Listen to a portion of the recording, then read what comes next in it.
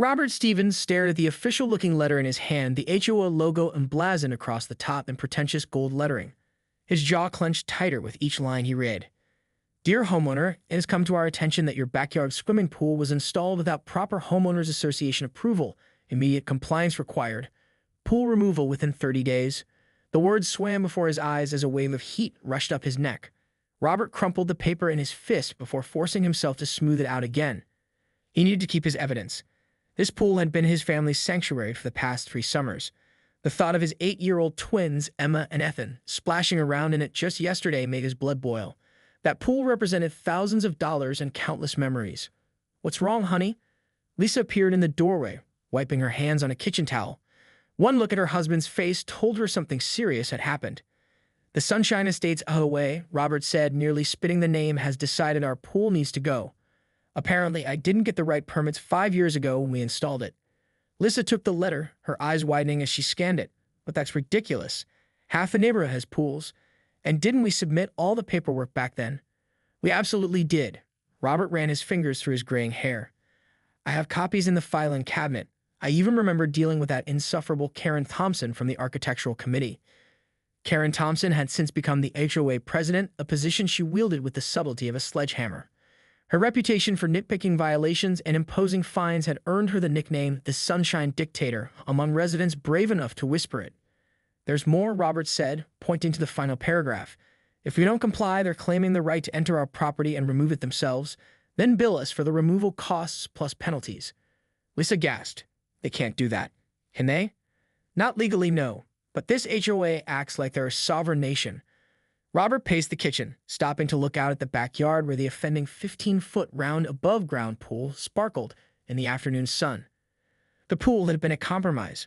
Robert had wanted an in-ground model, but Lisa had convinced him that the less permanent option would be easier to deal with if they ever decided to sell a house. Now that decision might prove fortuitous. I need to find those approval documents, Robert muttered, heading toward his home office. 3 hours and a completely upturned filing cabinet later, Robert emerged victorious, holding a folder containing the original pool installation approval, complete with Karen Thompson's signature from 5 years prior when she had been just a committee member. Got it, he announced triumphantly to Lisa, who was preparing dinner. So we're in the clear, she asked hopefully. Robert's smile faded slightly. Well, it should be. But knowing Karen, she'll find some technicality. Maybe claim the approval expired or some nonsense. His prediction proved accurate the very next day when he brought the documentation to the HOA office, a converted bedroom and Karen's immaculate colonial at the entrance to the subdivision. This approval was for a temporary structure, Karen said without looking up, her reading glasses perched on the tip of her nose. After 3 years, residents must reapply for permanent fixture status. That's not in any of the bylaws, Robert countered, his voice steady despite the anger building inside him. Karen finally looked up, a thin smile spraying across her face. It's in the amended bylaws approved last year. Section 8, paragraph 4. You should keep up with the meeting minutes, Mr. Stevens. As Robert left Karen's house, he couldn't shake the feeling that this wasn't about regulations at all. Something else was going on, and he was determined to find out what. Robert couldn't sleep that night. He tossed and turned, his mind racing with questions about Karen's sudden interest in his pool. At 3 a.m., he quietly slipped out of bed, careful not to wake Lisa, and padded down to the kitchen with his laptop. Sunshine Estates had an online community forum where residents occasionally vented about HOA issues, anonymously, of course. No one wanted to face Karen's wrath directly. Robert scrolled through months of posts, searching for any mention of pools or new enforcement actions. A post from 2 months ago caught his eye. Someone using the username Sunshine Watcher had written, "Heads up to anyone with a backyard pool. Heard through the grapevine that Pristine Pools has made some kind of exclusive deal with the HOA board. Something about community standards and approved vendors coming soon. Pristine Pools." The name rang a bell. Robert quickly searched his email and found the flyer he received but ignored last month. Pristine Pools was offering HOA-compliant pool installations with a special discount for Sunshine Estates residents. Son of a, Robert muttered, the pieces falling into place. He did a quick search on the company and found it had been incorporated just 6 months ago.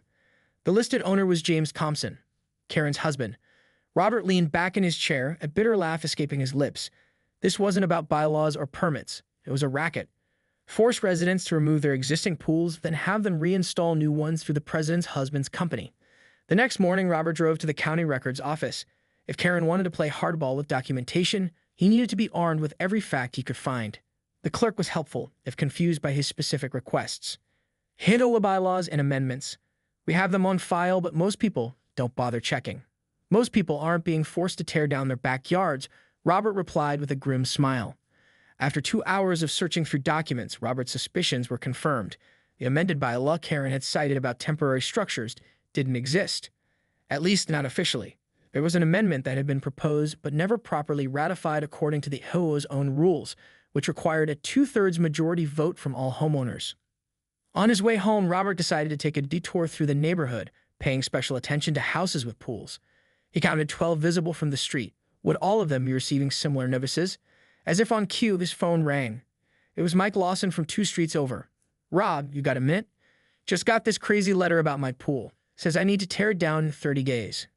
Can they even do that?" "I got the same letter," Robert said, pulling over to talk. "And no, I don't think they can." By the end of the day, Robert had spoken with 5 other homeowners who'd received identical notices. All had pools from different companies. None were pristine pools installations. When he returned home, Lisa was waiting with a strange look on her face. "We had a visitor while you were out," she said, handing him a business card. "James Thompson, pristine pools," Robert read aloud. "Let me guess. He offered to help us with our situation?" Lisa nodded, said he heard about our unfortunate compliance issue and could offer us a special deal on a new, fully approved pool installation. He even offered to handle the removal of our current one at a discount. Robert shook his head in disbelief. The nerve of these people. "That's not all," Lisa continued, her voice dropping. "I overheard him on the phone in his car afterward. He mentioned something about the North Side development and how they needed our lot and the Johnsons next door to complete the package." Robert frowned. "North Side development? What are they planning?" "I don't know, but I think this is bigger than just pools, Rob." That evening, Robert called an emergency meeting with the affected neighbors in his garage. As they compared notes and theories, a disturbing picture began to emerge. The HOA wasn't just trying to funnel business to Karen's husband.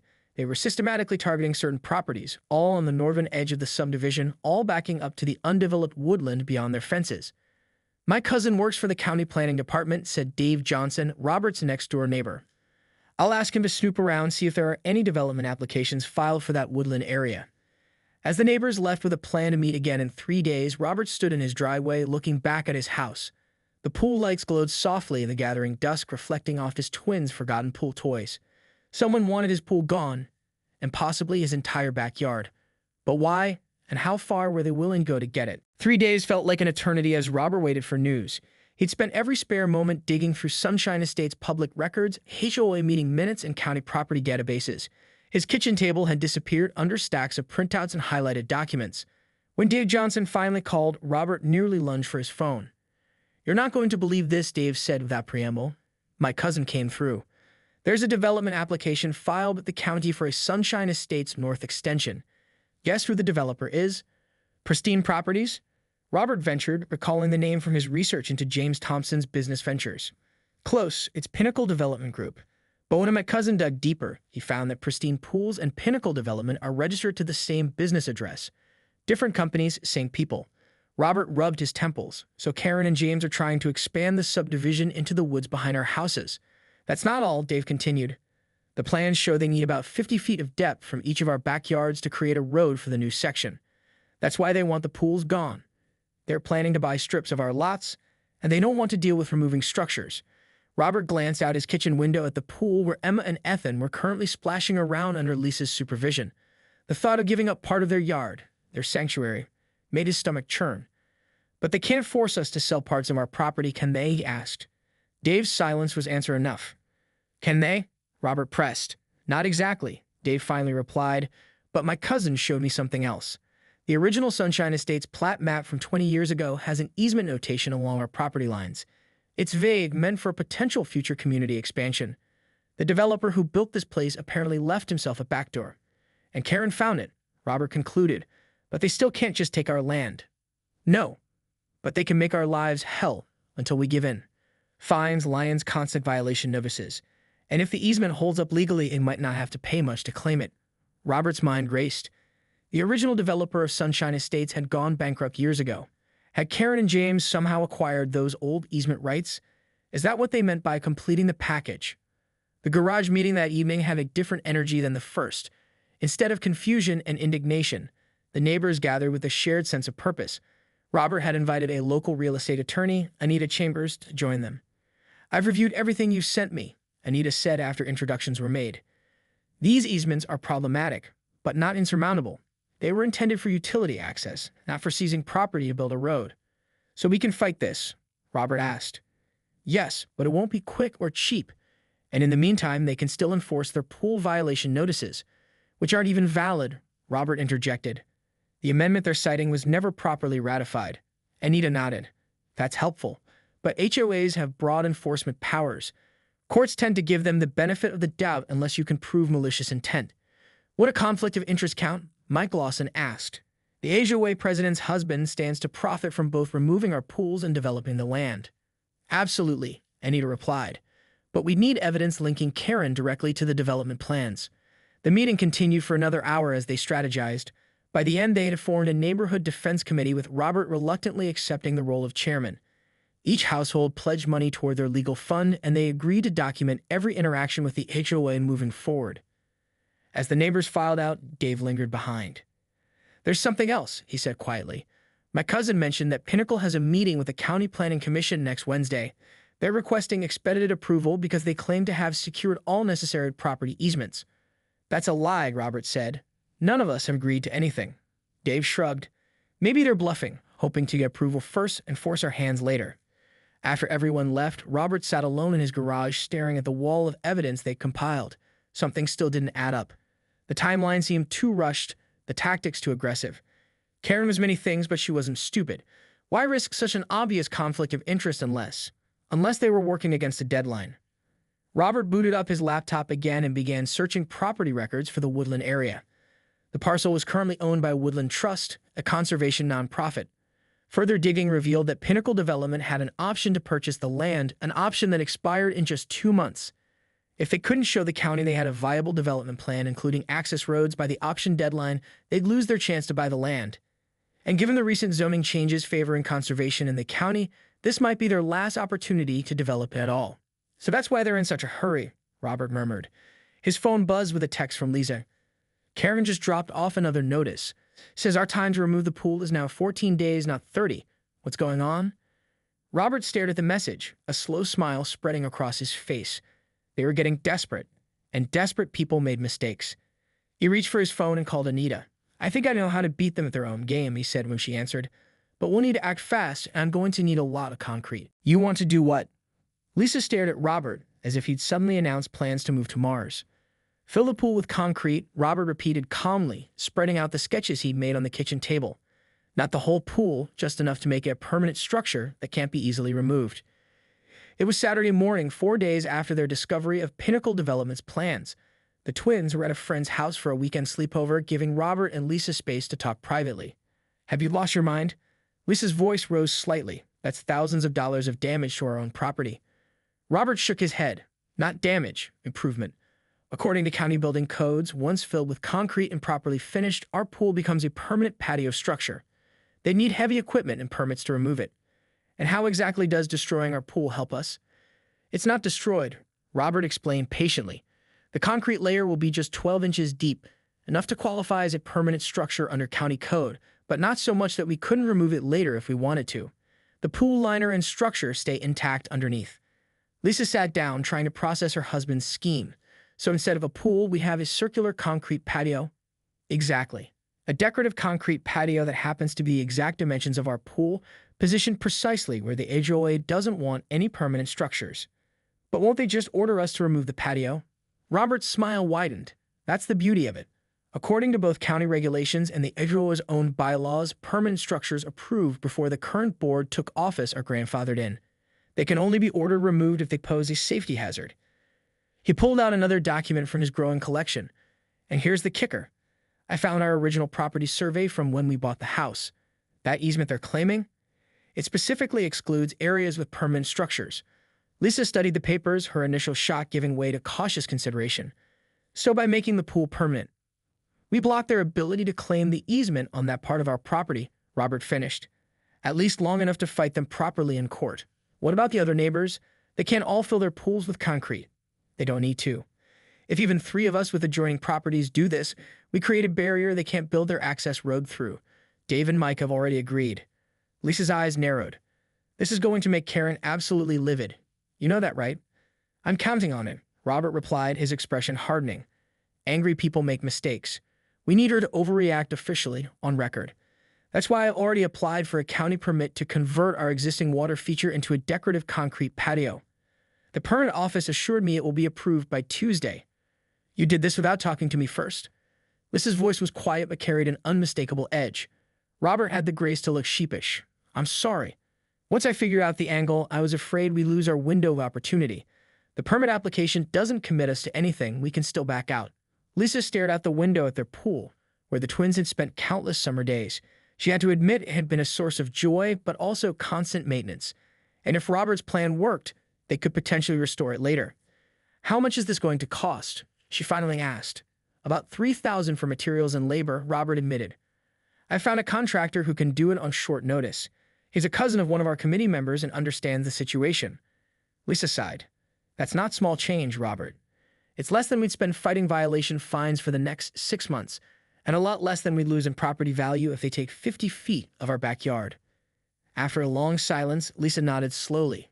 Okay, but if we're doing this, we're going all in. No half measures. Robert grinned. I was hoping you'd say that. Over the next 2 days, Robert, Dave, and Mike coordinated their plans with military precision. Their concrete contractor, a burly man named Hector who clearly enjoyed thumbing his nose at entitled HOAs, helped them refine the technical specifications. We'll create a decorative finish on top, Hector explained during their planning session in Robert's garage. Stamped concrete with a nice pattern, maybe some inlaid tiles around the edge. We'll even install drainage channels to prevent water pooling. By the time we're done, it'll look like it was always meant to be a patio. On Tuesday morning, the permits arrived via email. By Tuesday afternoon, word had somehow reached Karen Thompson. Robert was in his front yard when her black SUV screeched to a halt outside his house. Mr. Stevens, Karen's voice carried across the lawn as she marched toward him, a tablet clutched in her manicured hand. I've just been informed of your ridiculous permit application. This is a clear attempt to circumvent HOA regulations. Robert kept his expression neutral. Good afternoon, Karen. I'm simply converting my pool into a patio, as is my right as a homeowner. You can't do that without HOA approval, and you know it. Actually, I can, Robert replied, pulling out a copy of the bylaws he now knew by heart. Section 12, paragraph 3 states that conversion of existing approved structures to permanent fixtures of similar dimensions and purpose requires standard county permitting only. My pool was approved and a patio serves the same recreational purpose. Karen's face flushed. That's a twisted interpretation and you know it. The HOA board will not approve this conversion. The bylaws don't require board approval for conversions, just county permits, Robert said calmly, which I now have. Karen's eyes narrowed to slits. This is about the easement, isn't it? Dave Johnson's cousin has been poking around where he doesn't belong. Robert felt a surge of satisfaction. She just admitted knowledge of the easement issue, something she shouldn't have known about if this was truly just about pool regulations. I don't know what you're talking about, he lied smoothly. I'm simply making home improvements before the twins' birthday party next month. This isn't over, Mr. Stevens, Karen hissed, turning on her heel. If you proceed with this, you'll regret it. Robert watched her storm back to her SUV, feeling a strange calm settle over him. That's where you're wrong, Karen, he murmured. You're the one who's going to regret picking this fight. Wednesday morning, Hector and his crew arrived promptly at 7. By noon, the transformation of Robert's backyard had begun. The transformation happened with remarkable speed. By Wednesday evening, Robert's pool had disappeared beneath a 12-inch layer of concrete, expertly stamped in a cobblestone pattern. Decorative tiles in shades of blue and aqua lined the perimeter, a subtle reminder of what lay beneath. Hector's crew had even installed recessed lighting around the edge that cast a soft glow across the new circular patio. Dave and Mike's backyards underwent similar metamorphoses over the next 2 days. By Friday afternoon, 3 consecutive properties along the northern border of Sunshine Estates boasted brand-new decorative concrete patios exactly where their pools had once been. The neighborhood was abuzz with the news, with many residents driving by slowly to glimpse the controversial renovations. Some openly cheered the rebellion, while others worried about the inevitable backlash from the HOA. They didn't have to wait long. At 8:15 Saturday morning, Robert's doorbell rang with an insistent, angry rhythm. He opened the door to find Karen Thompson flanked by James and 2 men in suits. Mr. Stevens, Karen said icily, this is Harold Barnes, the HOA attorney, and Richard Wilson from the County Code Enforcement Office. They're here about your illegal structure. Robert smiled pleasantly. Good morning, everyone. There must be some mistake. My patio is fully permitted and compliant with all regulations. May we see the backyard? Asked the county official, looking uncomfortable to be dragged into a neighborhood dispute. Of course, Robert replied, leading the group through his house. Lisa emerged from the kitchen, wiping her hands on a towel, and fell in beside her husband, offering silent support. When they stepped onto the back deck, Harold Barnes made a small choking sound. The concrete patio gleamed in the morning sun, looking for all the world like a planned professional installation that had been there for years. This was completed 2 days ago, the county official asked, clearly impressed despite himself. Yes, Mr. Wilson. Would you like to see the permits? Robert pulled out a folder he kept ready by the back door. Wilson reviewed the documents carefully while Harold Barnes peered over his shoulder, clearly looking for any discrepancy. These appear to be in order, Wilson finally said. The work matches the permitted specifications. This is outrageous. Karen's voice rose sharply. He's clearly circumventing HOA rules to prevent enforcement of our pool removal order. Actually, Robert interjected calmly, there is no pool anymore. Just a patio. You know perfectly well what's under that concrete, Karen snapped. Robert shrugged. An old pool structure that's been properly decommissioned according to county regulations. The permit specifically covered conversion of an existing water feature to a permanent decorative surface. Harold Barnes cleared his throat. Mrs. Thompson, if I may, the HOA bylaws don't specifically prohibit filling in a pool. And if a county has permitted it as a permanent structure, I don't care. Karen's composure was cracking. This is deliberate interference with the Northern Expansion Project. They're trying to block the easement. A heavy silence fell over the group. Robert exchanged glances with Lisa, who raised an eyebrow slightly. Karen had just walked into their trap. Northern Expansion Project? Robert asked innocently. What project is that? Karen's face flushed as she realized her mistake. James put a hand on her arm, which she shook off angrily. The Easement Maintenance Project, she amended lamely, for utility access. Interesting, Robert said, because we become aware of development plans filed by Pinnacle Development Group, a company registered to your husband's business address, that show a new road cutting through our backyards. Wilson frowned, looking between Karen and Robert. Is this true? Are there development plans for this area? My wife misspoke, James said smoothly. Pinnacle is exploring options for the woodland parcel, but nothing is finalized. Then why the rush to remove our pools? Robert pressed. And why reduce the compliance timeline from 30 days to 14? And most importantly, why didn't you, Mrs. Thompson, recuse yourself from HOA decisions that directly benefit your husband's business interests? Harold Barnes was looking increasingly uncomfortable. Mrs. Thompson, you assured me this was a simple compliance issue. It is, Karen insisted. These homeowners are in violation of HOA rules. Which rules exactly? Robert asked. The amendment you cited about reapplying for permanent structure status after 3 years was never properly ratified. I have the voting records right here. He pulled another document from his folder. Barnes took the paper, his expression growing grave as he reviewed it. This appears to be correct. The amendment failed to receive the required 2/3 vote. This is ridiculous, Karen sputtered. You can't just... Mrs. Thompson, Wilson interrupted. I'm afraid I don't see any code violations here. The patios are properly permitted and constructed to county standards. Unless there's some specific HOA rule prohibiting decorative concrete installations, there's nothing for code enforcement to address. There is the matter of the easement, James interjected, trying to salvage the situation. Our legal team believes the original development easement allows for access through these properties. I guess the easement, Robert smiled. The one that specifically excludes areas with permanent structures. As you can see, our patios are now permanent structures, properly registered with the county. Harold Barnes was skimming through more of the documents Robert had provided. Mr. Thompson, I think we should continue this discussion in private. There appear to be some irregularities in how this matter has been handled. Karen glared at Robert with undisguised hatred. You think you've won, but this isn't over. The HOA has ways of dealing with troublemakers. Is that a threat, Mrs. Thompson? Lisa spoke for the first time, her phone visibly recording the conversation. Because threatening homeowners while acting in your official capacity as HOA president seems like something our attorney would find very interesting. Karen opened her mouth to respond, but James quickly took her arm. We'll be going now. You'll be hearing from us through proper channels. As the group filed out, Wilson lingered behind. Nice patio, he said quietly. Very strategic. Robert nodded. Thanks for being fair about this. Just doing my job, Wilson replied. But between us, I've dealt with enough HOAs to know when something fishy is going on. If they keep pushing this, you might want to contact Marjorie Kent at the county commissioner's office. She's been looking into HOA overreach cases. After everyone left, Robert and Lisa stood in their kitchen, the adrenaline of the confrontation finally wearing off. "Do you think it worked?" Lisa asked. Robert nodded slowly. Karen admitted to the development project in front of witnesses. Barnes clearly didn't know about their conflict of interest, and we've at least bought time before they can move forward with claiming the easement. "So now what?" "Now," Robert said, pulling out his phone, "we call Anita and tell her what happened. Then we contact Marjorie Kent at the county commissioner's office. And finally, we invite the neighbors over to celebrate on our new patio." Lisa smiled, wrapping her arms around him. "The twins are going to be disappointed about the pool." "Only temporarily," Robert assured her. "Hector says once this is all sorted out, we can cut out the center section of concrete and reinstall the pool liner. The kids will have their pool back by next summer. Assuming Karen doesn't find some other way to make our lives miserable." Robert's expression hardened. "Let her try. We know her game now, and we're not playing by her rules anymore."